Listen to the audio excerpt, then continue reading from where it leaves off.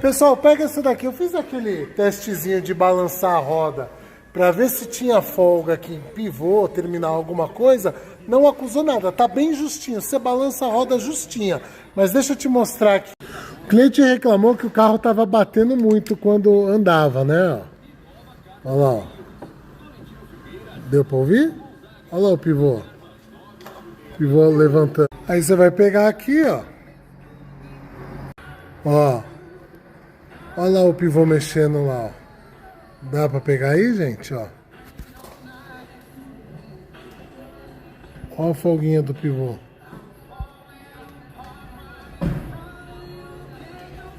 E é isso que tá fazendo barulho no carro.